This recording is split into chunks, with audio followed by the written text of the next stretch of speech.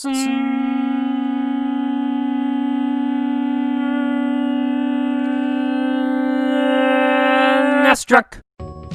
It seems like you can't have a conversation these days about retro gaming without eventually talking about how expensive the cartridges have become, especially for the Super Nintendo. The average game goes for over $20 according to PriceCharting.com. That's just ridiculous. I even made a video about picking up cheap SNES games a couple years ago, but it's totally outdated now. Even stuff like Plock and Tetris Attack are going for $15 to $20 each and climbing. So I thought I'd make an updated video, or more accurately, a list of the best games you can still get for under $10. Obviously, this is completely subjective, it being a list and all, but please don't let that stop you from leaving a comment about how I'm a monkey's uncle. That would really make my day.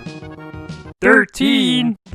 Michael Jordan, Chaos in the Windy City. Right away you might be thinking, wait, what? And yeah, this is actually a pretty good game, an exploration-based platformer starring Michael Jordan and his super-powered balls. There's 5 gigantic stages where you find keys, unlock new areas, rescue kidnapped players, and dunk on enemies. The premise is pretty ridiculous, but believe it or not, this is a pretty well-made game, so if you're into platformers that make you explore a little bit, you should check this one out.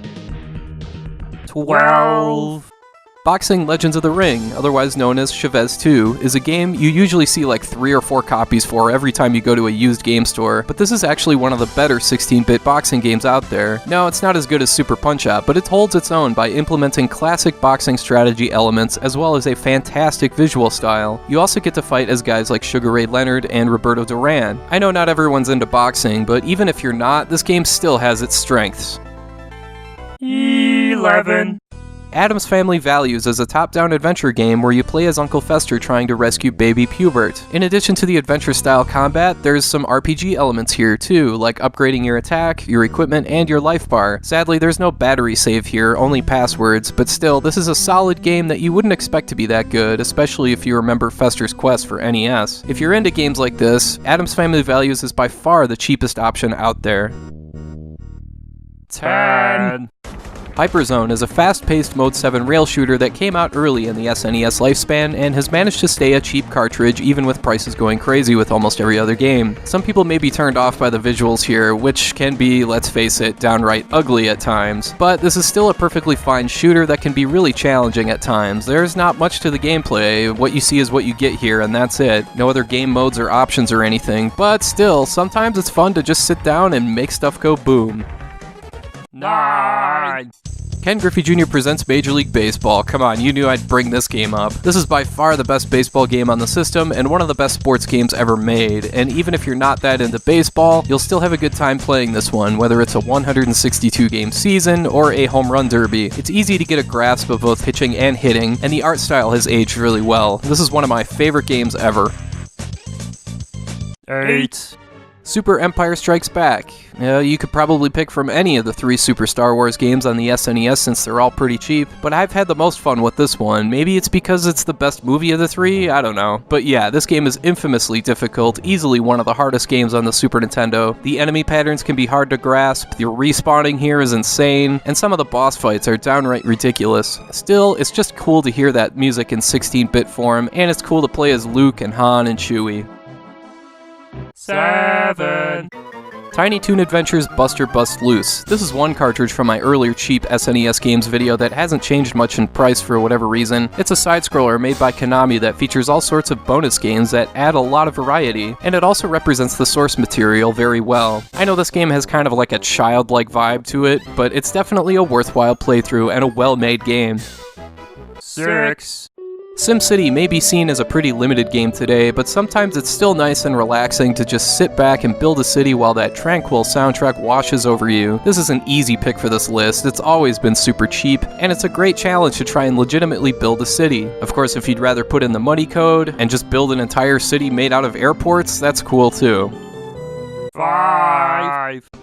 Pilot Wings is another really challenging title where you fly biplanes and jetpacks through obstacle courses, skydive through rings, and eventually make stuff go boom with a helicopter. Yeah, it's tough, but the physics engine here is consistent and reliable, and it's one of the great 100% titles in the SNES library. Getting perfect scores across the board is a hell of a challenge, but it can be done. Like SimCity, Pilot Wings has always been a cheap cartridge, and similarly, it also has kind of a relaxing vibe to it, despite how tough it is. It's well worth playing today, and should be a part of anyone's SNES collection. 4. Street Fighter II, while the Turbo, Super, and Alpha 2 editions have gone up in price, the original SNES port has leveled off a bit, and while the other versions of this game are better, the original still has great visual and sound design, consistent controls, and is easily one of the better 16-bit fighting games out there. If speed is your style, there's Chun-Li, or Ken. If power is more your thing, there's Zangief or Blanca. If you want a balance between the two, there's Ryu and Guile, and there's also two wildcards like Dhalsim and E Honda. The first Street Fighter II still holds up great today, both as a single-player and two-player fighting game. 3. Top Gear. I remember standing at the rental store one day thinking about how tired I was of all the same old stuff I kept renting over and over, so I decided to take a chance on this racing game I'd never heard of. Turns out that was one of the best decisions I'd ever made in my young life at that point, because Top Gear is an exhilarating arcade-style racing game with a wide variety of tracks and an incredible sense of speed. Yeah, the split screen that's there even as you play in single player is kind of annoying, but it's at least fun to try and make the computer's life hell. Top Gear is one of my all-time favorites. 2. Goof Troop is another game based on a TV show, this time being a top-down action game that's one of the best multiplayer games on the system. Most of the gameplay is built around clever and intuitive puzzles where you both have to work together to progress through the game, so it really feels super rewarding the further you get into the game. Even if you're not big into Disney, this is a fantastic two-player game and a perfectly good single-player game as well. 1. F-Zero is not only one of the best launch titles ever, but it's one of the best racing games ever made. This is an easy choice for number 1 on this list, because not only is it cheap, but it's really easy to find whether it be online or in used game stores. And of course, it's one of the best SNES games out there because of its flexible difficulty, variety of tracks and cars, and memorable music. This game sold like a gazillion copies for a reason, and if you don't own a copy for yourself, you should remedy that sooner than later.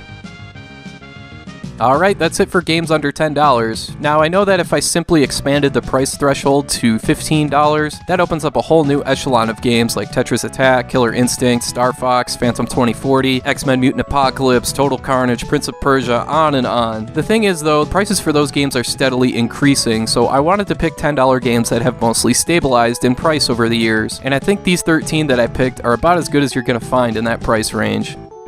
Anyway, that's all for now. Thank you for watching, and have a good rest of your day.